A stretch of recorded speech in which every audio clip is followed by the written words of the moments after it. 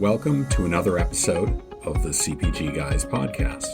Our co-hosts, Sri Rajagopalan and Peter V.S. Bond, explore how brands and retailers engage with consumers online, in-store, and everywhere in between. And now, here are Sri and Peter. Hello, everybody, and welcome back to the CPG Guys podcast. I'm Sri, of course, one of the aforementioned CPG guys, back from a week in sunny Minneapolis. Just kidding. 3 hours of flight delays due to de-icing, and I got to see frozen lakes and ice fishing in April. What a cool moment. Never seen any of this before. My co-host and friend, of course, is the VP of Partner Strategy and Dev at Fetch Rewards, a mobile loyalty platform. Mr. Bond, today is a very special day. It's the day known as number 42 because it's Jackie Robinson Day. And all Major League players, the Yankees, Dodgers, will all wear the number 42 somewhere on the shirt in commemoration, a day that changed the history of our country and made baseball one of our national pastimes. Mr. Bond, what do you think? And April 15th is, I'll say this. We're on this April 15th for the Christian faith. It's Good Friday. It's the beginning of Passover for the Jewish faith. And for the religion that's known as the Church of Baseball, there is no more sacred day than April 15th. Particularly today marks 75 years since Jackie Robinson entered into Major League Baseball and broke the color barrier. So a phenomenal day for baseball. Everyone, as you mentioned, in Major League Baseball will don the number 42 in Dodger blue, and it brings the entire game together. So I'm really excited about it, Sri. I know that you and I were trying to get to a Dodger game in Minneapolis this week. Due to some rain, we pivoted and ended up going to a Timberwolves playoff game, but in any event, it was a fun to be had by all. And yes, there was still ice on the ground in Minneapolis. Still a little shocking. But you know what they say in Minneapolis? There are only two seasons, winter and the 4th of July. We know what we got this week. You know, but the interesting thing, what were the odds, Peter, that the Timberwolves game would actually have another LA team, the Clippers, on the same day? And it wasn't the LA fans that were rowdy, or maybe it was. I'm not sure. But a week has passed by since the season kicked off. The Yanks and Dodgers are showing mediocre performance improvements over last year. So, but you know what? 155 games to go. Your and my religion is baseball. We'll stay optimistic. The one other thing I did want to point out, happy Easter, everybody. But people like me who are actually from the Hindu faith, for many of us who actually were raised in India and originally Hindu, today is actually New Year's Day. So let me just wish people mostly from India a Happy New Year as well today. All right, Peter, let me remind our audience that all of our content, over 190 episodes, a whopping 190 plus episodes, may be found by visiting cpgguys.com. If you aren't already following us on LinkedIn, it's easy. All you have to do is go to a browser, type cpgguys.com, and go to LinkedIn. Or you can go to LinkedIn. On LinkedIn, on the search bar, you can type CPG Guys and hit the blue plus button, which is also the follow button. That way you'll get to see all of our content. The best thing about it, it doesn't cost you a penny. Do you know we're in partnership with Next Up? The network of executive women, now rebranded in the middle of every Wednesday podcast episode, is hidden an Easter egg with a message from Next Up. Download, tune in, listen. Special thank you to all of you for your 11.7K followers that you have given us, growing every single day very rapidly. Peter and I cannot say thank you enough times. It's funny now that business meetings, life, the number of messages you'll send us in LinkedIn, personalized messages, and now even on Instagram, we cannot be more thankful. We've, of course, launched a second podcast called the FMCG Guys, which takes the CPG Guys format of omni-channel digital exploration to the European market. Our friends, Efrain and Daniel, are the hosts based in Europe, and will be talking with FMCG retail thought leaders about the transformation happening on the other side of the Atlantic Ocean. Today, Peter and I are looking forward to a discussion on the changing world of consumer attention and brand advertising. And even though my day job may be in selling, this is my favorite topic, advertising. And I'm going to resist using the words now because we'll have our guests lead us into it. This guest today boasts of a corporate statement that actually says, unmatched data, patented tech, an audience for CPG. I mean, what words? I mean, what amazing words coming together. Understanding what drives consumer decisions about what they buy at the grocery store is what we're good at. We offer a unique approach to aligning CPG brands with category relevant consumers, creating a data driven connection based upon prior engagement and activity. That tells me there's data in the mix, there's tech in the mix, there's AI in the mix, and there's advertising in the mix. How about that, Peter? Therefore, this episode is in partnership with none other than AdAdapted, who will decompose what's new in the media world and consumer engagement in moments that matter with targeting. Welcome to the show, the CPG guys, Molly McFarland, their co-founder and chief revenue officer. Molly, welcome to the CPG guys podcast. Thank you guys so much. I'm excited to be here.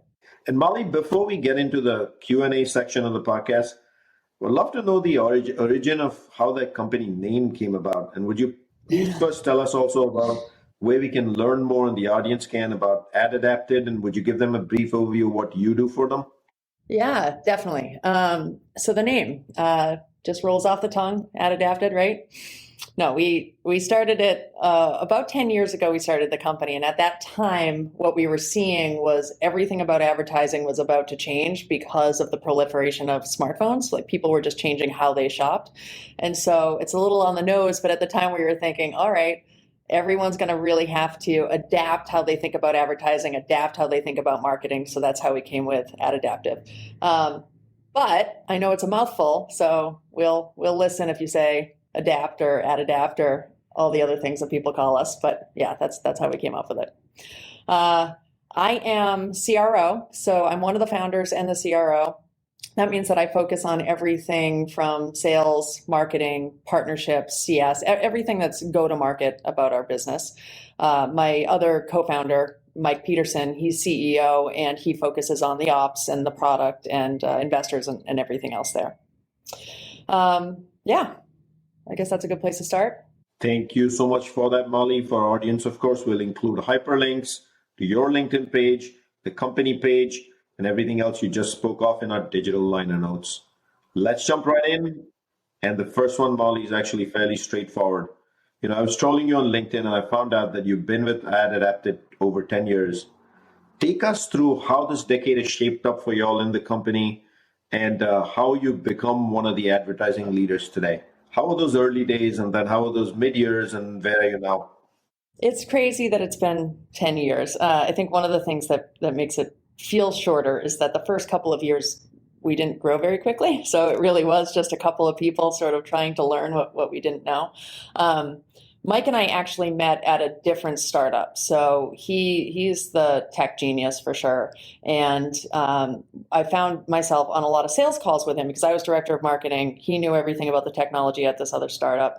And it's 2012 and we're talking to all these marketers and all these advertisers. And what kept coming up over and over and over again was this tsunami that was coming around smartphones. Right? Smartphones were about to change everything. Mobile had been around forever, but smartphones were intersecting with consumer behavior in a way that no one had seen before. At the time, at least the clients we were talking to were really focused on things like formats.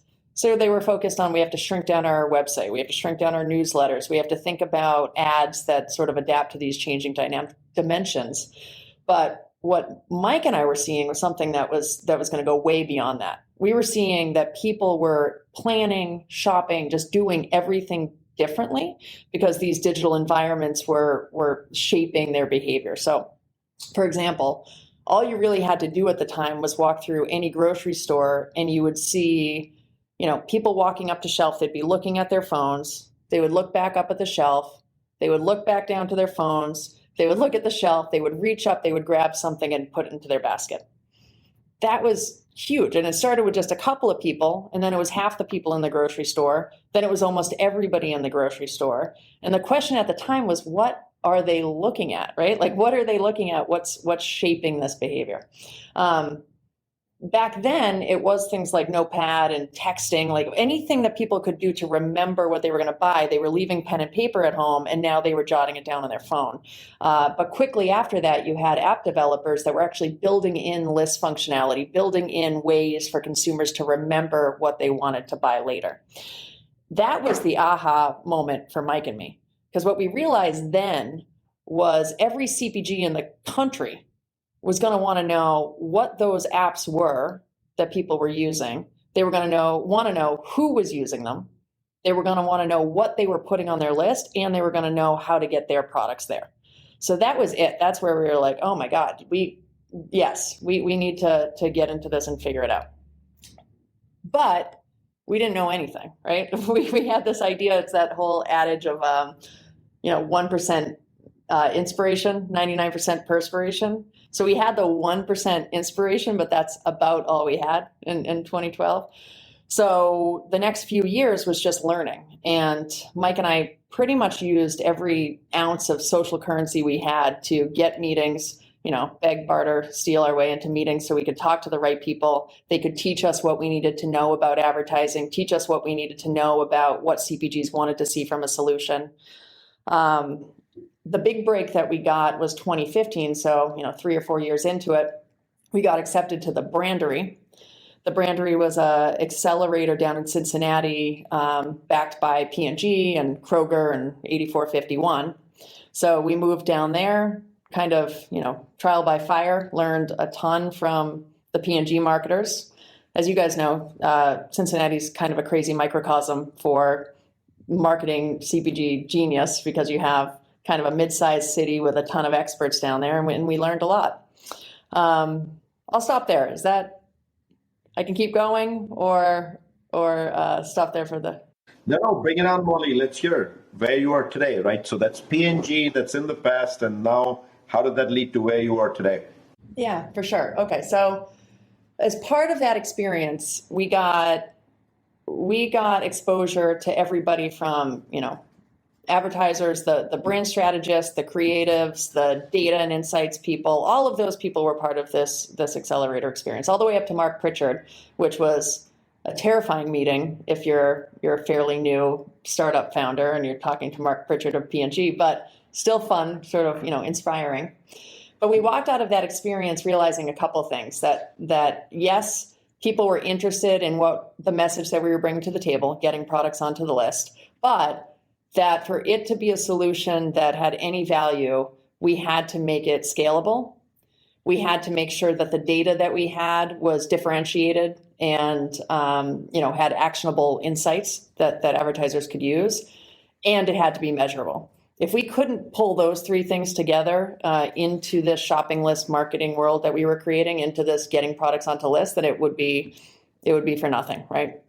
So that's really what we set out to build. That's the crux of what we set out to build.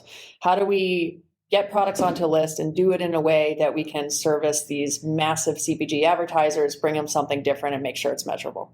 Hey, before Peter gets into the next one, congratulations on all the success. No easy feat.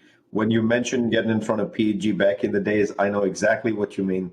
Those guys know what they're talking about. It was good. It was terrifying, but it's the best way to learn, to throw yourself into that mix.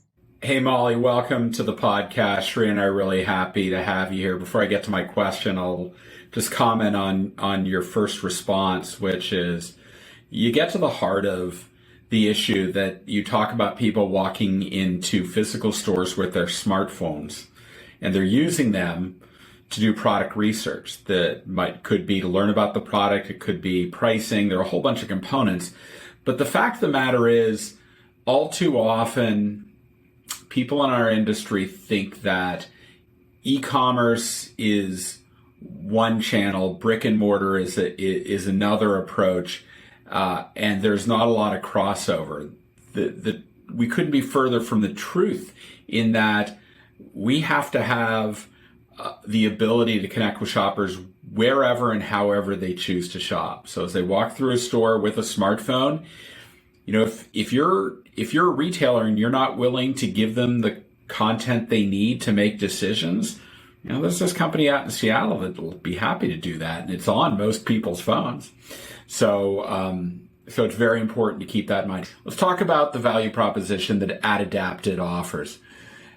From your perspective, why are you hearing CPG brands choosing to work with AdAdapted as a core data analytics and target marketing partner of choice around this mobile platform? I know you work with quite a number of different verticals, but I'd really like to understand why in CPG they are coming to you as the partner of choice in this space. Yeah, definitely. And we focus on CPG. We're just starting to get into some other verticals, but even those are pretty close, right? They're mostly things that are bought in a grocery store in one way, shape, or form. The reason our clients come to us is we're specialists in what we call shopping list marketing. So we partner with the apps that people are using to shop. We only partner with the publishers that we know people are using to shop and are getting close to the point of sale.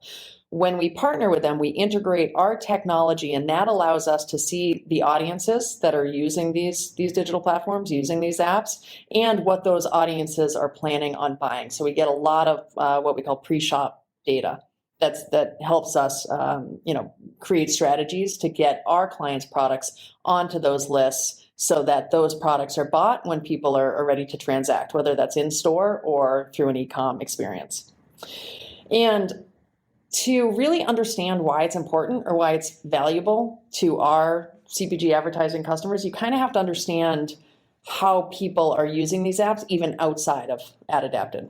So there's apps out there, and I'll name some of our partners too, like AnyDo, which is a productivity app that people use to plan their week, but they also jot down the things that they want to buy. They have over 30 million downloads.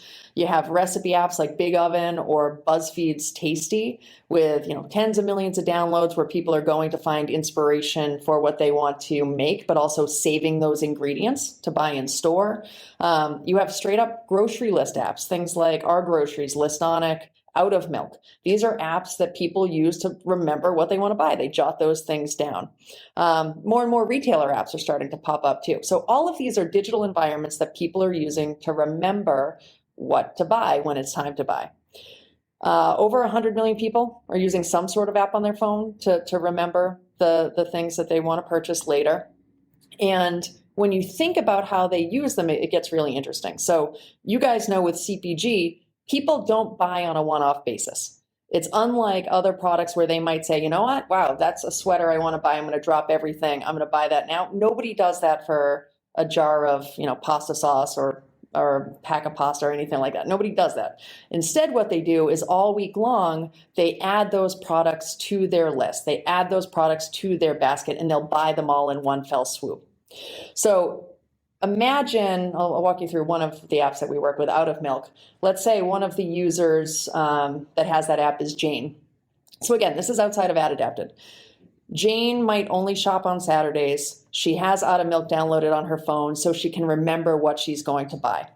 All week long, when Jane remembers to get something, she'll jot it down in Out of Milk. So if it's Monday morning and she realizes she's out of cereal, Jane will open up her phone, open up Out of Milk, and jot down cereal. If it's Wednesday and she's talking to a friend about, a new conditioner or something, and she wants to try it, she'll open up Out of Milk and she'll jot down that conditioner name. If it's Friday and she gets an email from school saying her kids have potluck the next week, she'll open up Out of Milk and she'll add all the ingredients that she needs for that potluck. Naturally, that's what Jane is doing.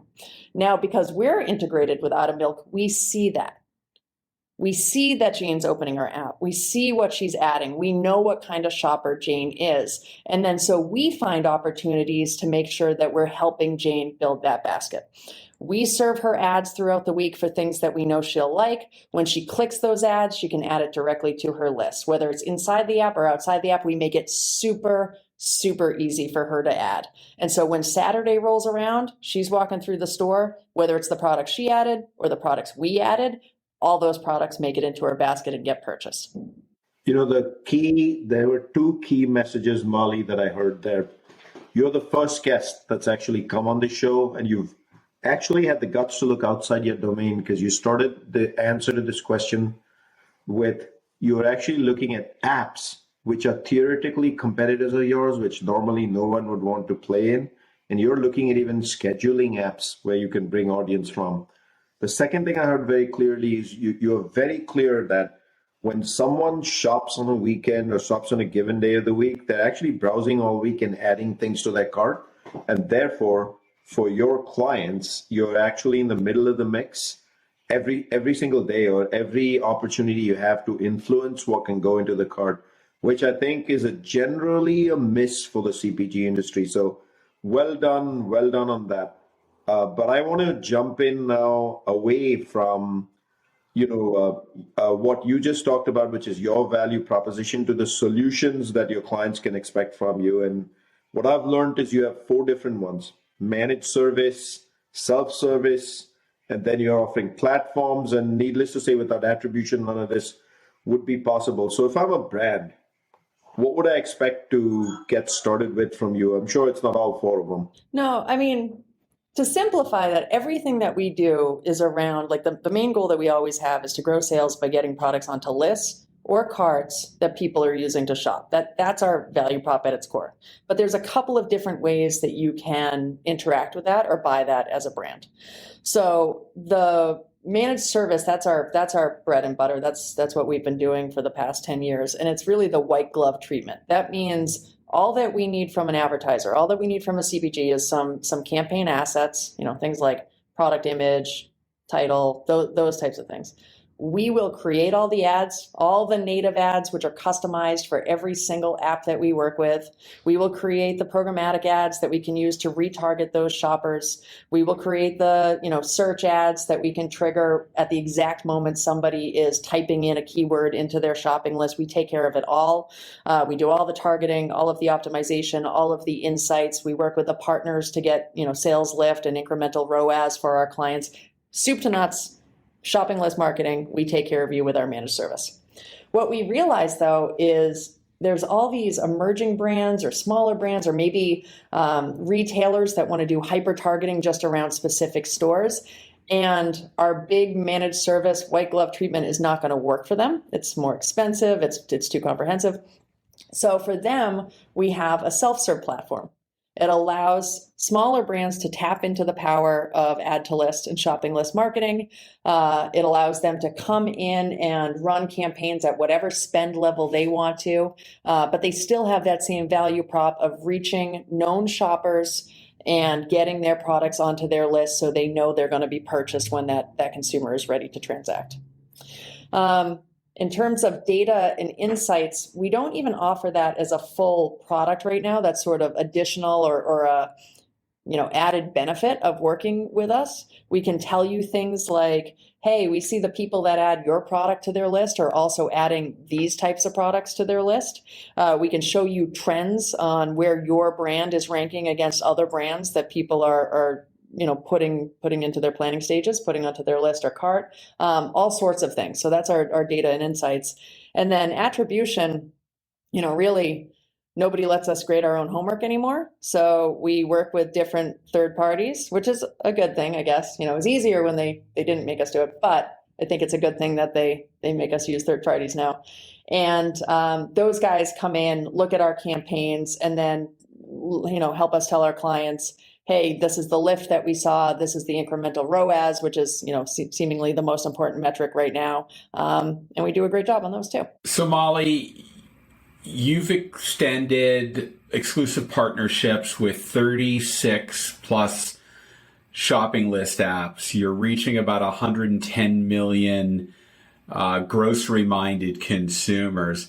I want to double click down on what you said was your bread and butter solution, which is managed service. From your perspective, why is managed service so important for brands to operate in this incredibly huge domain of 100+ million users and shoppers across so many different ad platforms? I mean, obviously you have a self-service, but there's something that's particularly appealing about. Yeah. Everything that we do is shopping list marketing. So we're experts on it, right? Well, there's a couple things too. So the inventory that we've opened up in these exclusive partnerships is unique to us, and it's first party inventory. Like, we own these placements across all the different apps that we're working with. We have a platform that was specifically designed to access those placements in a way that's scalable, but still making it look like these are native ads, highly customized ads in each one of these high touch shopping environments, which is all the different apps we work with. We also have first party data that is totally different than a lot of the other data that brands can collect, right? So it's specific to what people are adding to their list. We have data analysts that are looking at how people write different keywords. Our little quip is, You'd be shocked at how many different ways people spell yogurt. It's kind of crazy. But we can make sense of that. And so when you think about what we're able to do is we have, creative team, all they do is think about how to get people to add products to their list. We have an ad ops team. All they do is think about how to use data from the apps that we're working with to get a relevant shopper to add a product to their list or cart. We have data analysts and an insights team that can look at all of the different things that we see throughout a campaign and turn it into actionable insights that brand can use. We can't really just hand that over to be targeted in a programmatic way. You'd be missing out on a lot of the value that my team can unlock, and that's why there's still a place for managed service. That is pretty awesome. So I'll take for granted, based on what you said, and maybe we can decompose this a little bit later, that data and insights is part of your client partnerships, and your clients are leveraging that in a big way to actually improve what you said, ROAS, earlier today. A reminder to our audience that we're speaking to Molly, the CRO of AdAdapted, the leading advertising and contextual target marketing partner. Molly, what is your specific role, though, as CRO at AdAdapted? Who do you work with? And then how are you working every day on establishing partnerships, not just externally with brands, eventually probably with retailers, and then what about internal as well? Yeah, well, like I said, as CRO, I'm really on the go-to-market side of what we do. So I think about what our clients need, and then how our sales team, marketing team, CS team can deliver that and communicate with clients. And it's changing. Sure, you know this, right? Like CPG advertising has changed pretty drastically even over the last 5 years. So we need to make sure that we are speaking their language and providing solutions that are meaningful for them. Another really fun part of my job is the partnership. So I'm working with these inventory partners, these app partners. That's really interesting because they know things that we don't, right? They know their consumers. They know how their consumers are using these environments. They know how they're shopping, how that's changing, what they're hungry for. So these guys are experts in their own right. They teach us a ton. That's been really interesting over time. Other partnerships are popping up. There's all these third-party measurement partners and data partners that have kind of unbelievable insights. Some of them we know how to tap into them. Some are just sort of fun to talk about. But yeah, I as a founder and CRO, I'm in a really great position to see a lot of stuff, and it's been a wild ride. And Molly, when you work with partnerships on the brand side, is it with the brand directly? Are you still intermediating via agencies? Is it a mix of both? Is it all over the place? It's a mix of both, a lot of agencies, because ultimately what a lot of brands see us as is a media solution for them, albeit a differentiated media solution, unique insights, unique data, unique audiences, all of that. But a lot of them have already started working with a media team, and they trust their expert agencies to make that buy. And we love all of our agency partners. We do have a couple of really great brand partnerships where the brand wants to work with us directly. It is kind of interesting to see the goals and the questions and the things that they want to dig into are a little bit different when you're working directly with the brand versus working with the agency. But I feel confident that we're bringing a lot of value to both. I mean, my personal opinion on this is public, so there's nothing for me to hide, and I'm pretty transparent about it. Agencies are still playing catch up in digital. I'm sorry to say it, but that's my current reality. And agencies are trying to fit within a specific budget, or also known as AKA the marketing mix.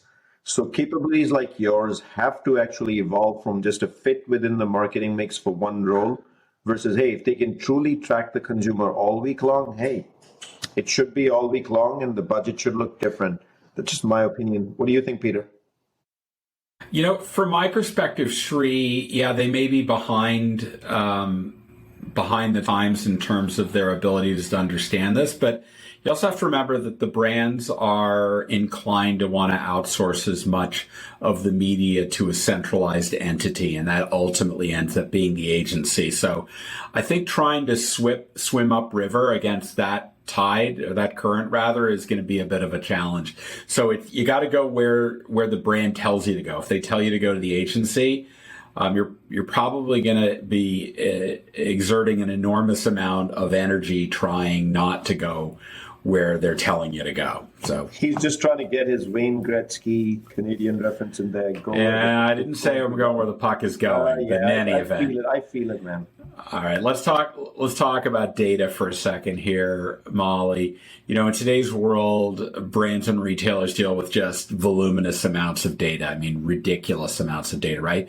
So I want to understand where you see AdAdapted playing a role in essentially using this data to identify propensity signals so that you can serve up the right ad to the right person, drive conversion, demand generation essentially for a brand without necessarily like boiling the ocean every time.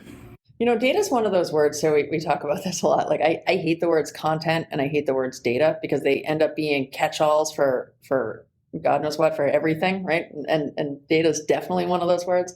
Maybe it's because we're simple and we didn't have a ton of resources when we started, but to us, data is only valuable if it's actionable. If it is just data for data's sake, it is a distraction. And I can't tell you how many startups I've seen sort of, pop up and then die because they had some really awesome data, but they had like this much of it and they couldn't do anything with it. It was just a really cool slide. We try to reject all of that. The data that we want is just data that we can use, again, to get more products onto lists, get more products onto cart. And the way that we do that is we try to understand our shoppers. I don't need to know who Jane is. I don't need to know exactly where she lives or her social security number or her email. What I do need to know is Jane somebody that's adding, I don't know, tuna to her list because that means that she'll probably want mayo. Is Jane in market for shampoo and did she add it 6 weeks ago? Well, then now's probably a good time to get that shampoo in front of Jane again, right? Is Jane adding, what did we see recently? Confectioner sugar to her list? That means Jane's probably planning a party or involved in some sort of event because that's not something that she's adding very often. Those are things that we care about because they're signals that we can do something with and we can help our clients be smarter about advertising to Jane and getting on her list so we get into her cart. The other stuff, it'll pull you in a million different directions and there's not a lot that you can do with it. So, I think, yeah, totally. I think you alluded to earlier that ROAS is one of the most important metrics. I tend to gear my head more towards ROI versus ROAS because it's much more such as non-working media in any campaign that you do as well, which needs to be accounted for. And my head is also geared towards the actual CPC paid and whether that's optimized versus just focusing on the ROAS, because one can easily win on ROAS just by focusing on brand keywords, again, depending on the type of ad, right? But all that said, I want to bring us back to attribution. We briefly glanced over it a little while ago when I talked about all your offerings and your value proposition. So can you connect marketing mix to measurable ROI to your attribution capability? And why is your attribution superior to others in the marketplace? So we still have to partner with third parties if we're going all the way through point of sale, at least for now. And there's some things that are coming down the road, which we can talk about. But right now, what we're seeing when you're picturing the funnel, we're serving ads to known shoppers, driving awareness. Everybody that's seeing our ad is seeing these products. And again, we know who the shopper is and we know the types of things that they like to buy. Once they click, you're really making the connection between upper funnel, the awareness part, down to purchase intent. Because now we're seeing these shoppers interacting with our ads and saying, you know what? I want to buy this product. I am going from an awareness stage into purchase intent. It is on my list. I intend to buy this. We can connect the dots there. Then we work with third parties to say, okay, we got all these products. We showed these ads to these shoppers. We got these products on the list. You tell us what happened in store. So we use a couple of different partners that are pulling from different data sets. We have one partner that we use pretty often, but often we'll have clients on the our advertising clients coming to us asking us to use their preferred measurement partner. But together, we're sort of able to tell that full story all the way from ad serve to awareness, all the way down to what actually got purchased. And that's how we're calculating ROAS and ROI. So Shri, you were teasing me earlier about the Wayne Gretzky question. Now it's time for the Wayne Gretzky question, okay? So what I'd like to know from you, Molly, is the direction that AdAdapted is going to next. I'm assuming that it probably has a little bit to do about taking that shopping list and making it easier to get into the, particularly if they're doing e-commerce activity, the digital basket. But I'll let you tell us kind of what's coming down the pike and where you think you have an ability to deliver against capabilities that your clients are looking for related to shopping lists. So we're already in e-com. So we're using the pre-shop data that we see to understand who these shoppers are, what they want to buy. And we're realizing, actually, one of you guys said this earlier, that shoppers are not just either e-com shoppers or in-store shoppers. We're seeing a lot, at least what we call hybrid shoppers, meaning someone like Jane who still goes in store and buys a lot of the things on her list in store, but is also making a cart in the background, right? So she's also making a cart and going to buy some of the things either from Walmart or Amazon or anywhere else, Instacart, and getting products either delivered or pick up. So we're already doing that a little bit. Where we see the puck going is after 10 years of being in shopping list marketing and watching consumer behavior, there's one truism that we've never seen any data against, right? And that is you have to make it insanely easy for somebody to add a product to their list or cart, or they will not do it. And right now, what we see is a lot of the solutions out there still have too many steps. I mean, it's the best that we have available right now. But if you're asking somebody to log in or go to product pages or do all of these extra things, every step in that process is going to lead to very significant drop off to the point where, it's just not delivering a great return.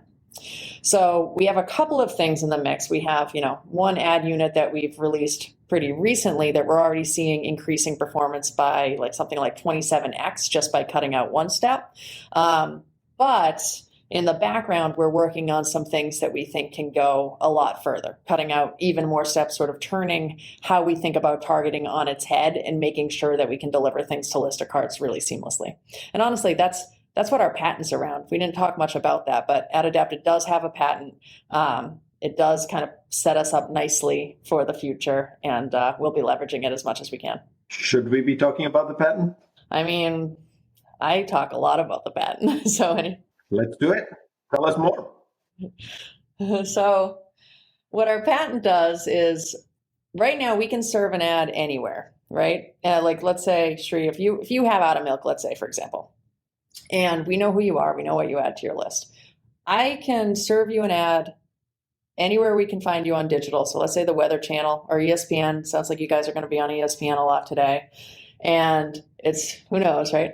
It's for a product that you like. And if I get your attention and you click that ad, we can add that product to your list in the background, meaning we don't have to open up out of milk. We don't have to ask you to do any steps. We know we can connect your identifier. You can click on the ad. We know the product you're trying to add. It can be dropped in the background, and whether you come back in a day or a week or a month, it doesn't matter. That product is there waiting for you.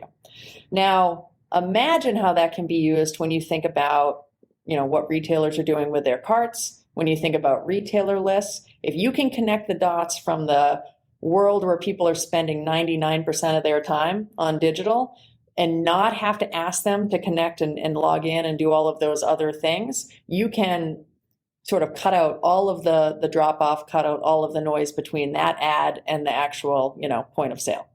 So that's what we're working on. That's fantastic. Maybe we should have hit it up top, but here we are discussing a patent. That's pretty cool. Let me try to summarize what we heard, Peter, and I love your thoughts on this as well, right? For me, the hello moment over here was right up top, right? When we started talking about a consumer and the experience being all week long, anytime it's meaningful, relevant, and the targeting opportunity shows up for the brand, not just at the moment she checks out, but at the moment she's browsing different devices, etc. You can bring all this stuff together, and she's top of mind in terms of contextual relevance is the best word I can kind of put out there. You are doing attribution, which is fantastic. Yes, you're using third-party data to do it today, but you're very much doing it. I loved hearing that you're part of the marketing mix because, yes, I'll admit it, the reality is unless you're partnering with an agency and you're part of a marketing mix, you're not going to get very far with such a capability because this capability has a big role and it needs to be in that marketing mix budget when it's planned in advance. And the most fun part of this conversation, the patent and what the future holds for you in Peter's favorite Canadian terminology from Wayne Gretzky. Thought, Peter? Yeah, I couldn't agree more, Shri. What I heard was the ability to add from a shopping list directly to the cart, to do it with the patented IP they have, which dramatically reduces the friction, and to Molly's point, increases the likelihood that it'll actually happen and that a conversion will take place. And I do want to go back to their managed service business, which what I heard very clearly is, listen, a lot of brands just don't have the ability to manage this at scale. And that's why AdAdapted has offered a meaningful managed service business, because it takes all the muss and fuss out of it. You give us the images, you give us the content and some targeting parameters. And after that, it's just about delivering the impressions, measuring the performance, and helping brands make decisions about, do they want to shift their marketing mix in favor of something that's delivering measurable results. I mean, I think that's as pretty simple as that. Awesome. Measurable results should always be the answer. So we will end on that. So let me remind our audience that you can find all our content at cpgguys.com by going to any browser. And of course, we love that you give us feedback. You tell us what you like, don't like about the show, who gets to come, what topics we discuss, and all of it. One easy way to do that is you can simply go to ratethispodcast.com/cpgguys, and you can leave us both a rating and a review. The rating tells us if we are delivering for you. The review tells us, are we accurate with what we're delivering for you? So we'd love for you to do that. Of course, you're always free to do a LinkedIn message or an Instagram DM and tell us as well. Did you know we had an Instagram channel, CPG Guys? Do check it out.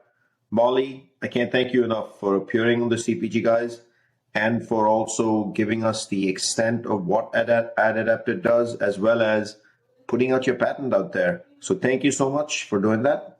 Thank you guys very much. This was a lot of fun. Mr. Bond, of course, all Molly's own LinkedIn profile, the company's profile, as well as all the website details she said earlier will be on the digital liner notes of this episode. Mr. Peter, a pleasure doing this with you, especially when we can talk media and we can get into some details. I love that. Shrey, another outstanding episode where we delivered, hopefully to our audience, an educational understanding of capabilities that are out in the marketplace. You know, the one thing we get comments from our audience more than anything, Shri, is how much education we deliver to them. People who are new to the industry, even people who've been in the industry 20, 30 years, find that we're delivering information and insights that they weren't aware of, and it's a transformational time. So I know you're as excited as I am to be able to do this for the industry. Thanks as always for the journey, and I'm going to fire up my Apple Plus TV to watch tonight's Dodger game. Celebrate Jackie Robinson Day. Of course. Happy Jackie Robinson Day indeed. And for our audience, that's a wrap. See you soon on another episode of the CPG Guys.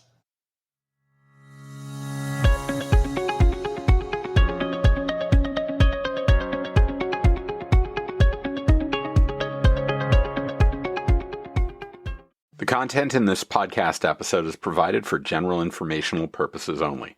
By listening to our episode, you understand that no information contained in this episode should be construed as advice from CPG Guys LLC or the individual author, hosts, or guests, nor is it intended to be a substitute for research on any subject matter. Reference to any specific product or entity does not constitute an endorsement or recommendation by CPG Guys LLC. The views expressed by guests are their own, and their appearance on the program does not imply an endorsement of them or any entity they represent. The views expressed by CPG Guys LLC do not represent the views of their employers or the entity they represent. CPG Guys LLC expressly disclaims any and all liability or responsibility for any direct, indirect, incidental, special, consequential, or other damages arising out of any individual's use of, reference to, or inability to use this podcast or the information we present in this podcast.